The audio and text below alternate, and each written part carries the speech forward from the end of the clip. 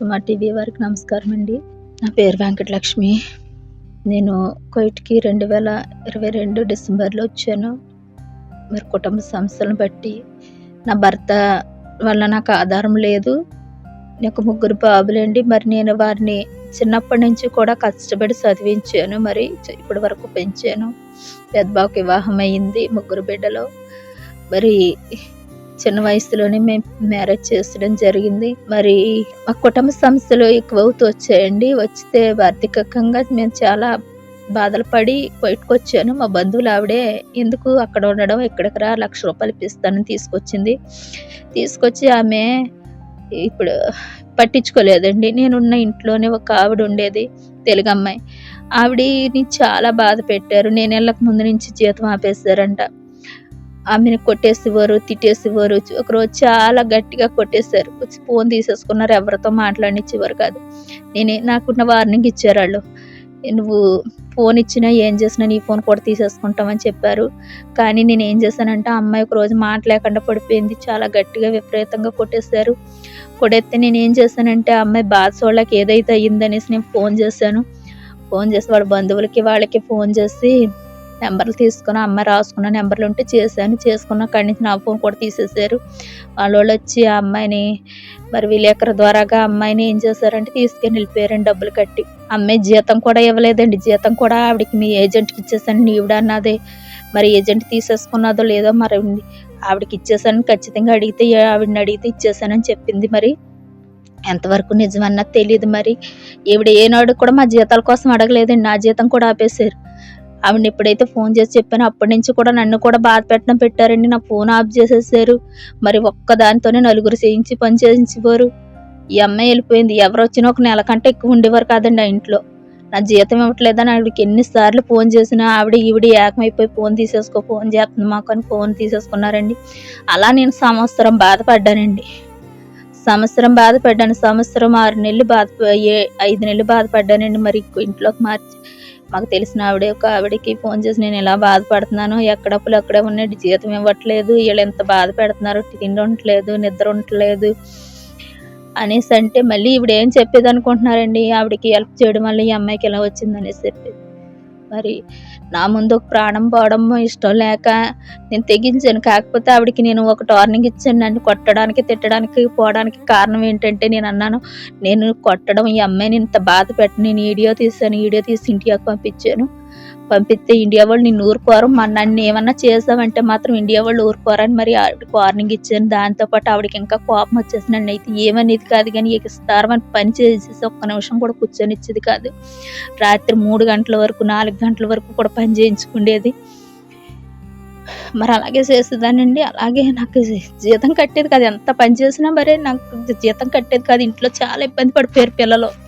మరి పనికి వెళ్ళేవారు అయితే అది లేదు, చదువుకుంటే పిల్లలు చదువులాగిపోయి వాళ్ళు కూడా పాపం నాతో పాటు పెయింటింగ్ పనికి వెళ్ళి కొంతమంది తెస్తున్నారు, కానీ ఇంట్లో అంతా గడపలేకపోతున్నారు. ఒక పక్కన అప్పులు.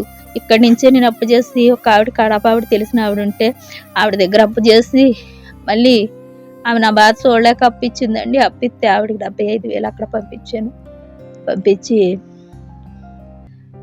అక్కడ పంపించాను. ఇలాగ ఇక్కడ అప్పులు ఏం తీరట్లేదు. నాకు జీతం ఇవ్వట్లేదు. ఈ లోకల నాకు ఒంట్లో బాగాలేదు. పాస్పోర్ట్ సింపేస్తానంటుంది, పాస్పోర్ట్ ఇవ్వట్లేదు. ఇండియాకి పంపించమంటే ఇండియాకి పంపించలేదు. తీసుకొచ్చిన ఆవిడ అస్సలు పట్టించుకోలేదండి. అక్కడే ఉంది మా బాధలన్నీ నేనేది, కానీ ఏం పట్టించుకోనట్టు ఉండిపోయింది. నెంబర్ మార్చేసుకుంది మేము చేస్తున్నామని. అయితే నాకు తెలిసిన ఒక ఆవిడ చేత నేను ఫోన్ చేసి ఇల్లు మార్పించారండి. ఇల్లు మార్పించారు కాబట్టి నాకు అస్సలు 1 నెల బాగానే ఉంది. అక్కడి నుంచి అస్సలు బాగాలేదు. ఆయాసం, తర్వాత కాళ్ళు చేతులు ఆగేయడం, ఇంకా నీరసంగా ఉంది. ఈ లోకల్ మా తమ్ముడు చనిపోయాడని ఫోన్ వచ్చింది. వెళ్తానంటే పంపలేదు. మా అబ్బాయికి బాగోలేదన్నారు. జీతం కట్టు, మా అబ్బాయికి బాగోలేదు కదా జీతం కట్టంటే ఈవిడ కూడా జీతం కట్టడం మానేసిందండి. ఇప్పటికి 2 నెలల నుంచి నా జీతం ఇవ్వట్లేదు. ఇది 3 నెలలు వచ్చేసింది. జీతం అడిగితే కట్టనంటుంది. ఏమన్నా అంటే డబ్బులు కట్టేసి వెళ్ళిపో అనేసి అంటుంది తప్ప జీతం కట్టట్లేదండి. ఎందుకు చేస్తామండి? ఇంత దూరం వచ్చి ఇంత పని కుటుంబం కోసం కష్టపడడానికి వస్తే జీతం కట్టకపోతే ఆ పిల్లలు ఏం తింటారు? ఏ చదువుల కోసం, ఏ అప్పుల కోసం వచ్చారు? వడ్డీ పరిగిపోయి ఇప్పుడు ఏం చేయాలో అర్థం కావట్లేదు. జగన్ గారు బిఎస్ఎఫ్ మాట్లాడించారు, కానీ నాకేం రెస్పాన్స్ రాలేదు. మరి శివగారు అని ఆయన్ని మరి ఎడారిలో ఉన్న ఆయన్ని ఇడిపించారు. ఇప్పుడు మేము 4 గోడల మధ్య అండి. మేము ఎవరితో మాట్లాడకూడదు, బయటికి వెళ్ళడానికి వీలుండదు, ఎవరికి ఫోన్ చేయడానికి వీలుండదు. ఇప్పుడైనా నేను దొంగసాటిని వీడియో చేసి పంపుతున్నాను. మా ఫోన్ కూడా చెక్ చేస్తారండి వీళ్ళు, ఎవరికి పంపే వీడియో ఏంటనేసి. ఇలాంటి పరిస్థితుల్లో నేను ఉన్నాను. మరి నన్ను ఎలాగని వీడియో పంపించండి ప్లీజ్, వీడియో పంపించండి. మరి మా కుటుంబం చాలా ఆర్థిక స్థితిలో ఉంది. ఈ జీతం పంపక నా బావ చూస్తే అనారోగ్యంగా ఉన్నాడు. ఆరోగ్యంగా సరైన ట్రీట్మెంట్ అందట్లేదు. ఇప్పుడు నాకు సుమ టీవీ వాళ్ళు సహాయం చేయాలి, మన గవర్నమెంట్ నాకు సహాయం చేయాలి. నాకులాగా ఇక్కడికి వస్తే నేను ఎన్నో వివరాలు చెప్పగలుగుతానండి. ఇక్కడ పడుతున్న బాధలు, మరి ఇక్కడ పడుతున్న ఇబ్బందులు నేను తెలియచేయాలనుకుంటున్నాను. అంతా చెప్పడానికి నాకైతే వీలుంటుంది. దయచేసి నన్ను చాలా అనారోగ్యంగా ఉన్నాను. నేను ఏదన్నా అయితే నా కుటుంబం అంతా ఏమైపోద్ది ఒకసారి ఆలోచించండి. నేను ఒక్కదాన్ని కష్టపడాలి, కుటుంబం అంతా తినాలి. నాకు తోడుగా ఉన్న నా అబ్బాయి, నా కుమారుడు కూడా ఇప్పుడు, మా అబ్బాయికి కూడా అనారోగ్య స్థితిలో ఉన్నాడండి. ఇప్పుడు ఆయనకి సరైన ట్రీట్మెంట్ అందకపోతే అబ్బాయికి పరిస్థితి ఏంటి? డబ్బు లేదు, కష్టపడుతున్నాను, చేతిలో డబ్బు లేదు. నాకు సుమ టీవీ వేలో సహాయం చేయండి. ఇలాంటి ఏజెంట్లకి మీరు బుద్ధి చెప్పాలి. బయటకు వచ్చేటప్పుడు ఏజెంట్లే కాదు, సొంత వాళ్ళే మోసం చేశారండి. ఈ రోజు నా జీతం డబ్బులు తీసేసుకొని ఆ అమ్మాయి నెంబర్ కూడా పెడతాను. ఆ అమ్మాయికి నేను సహాయం చేయలేదంటే మీరెవరో నాకు సహాయం అవసరం లేదు. ఆ అమ్మాయి దగ్గర ఫుల్ డీటెయిల్ తీసుకోండి. మేము ఎంత కష్టపడ్డామో అమ్మాయి చెప్తుంది. ఎంత బాధలు పడ్డామో. ఒక రోజంతా మళ్ళీ తిండి లేకుండా 2-3 రోజులు గదిలో పెట్టేసి వదిలేస్తారు మమ్మల్ని.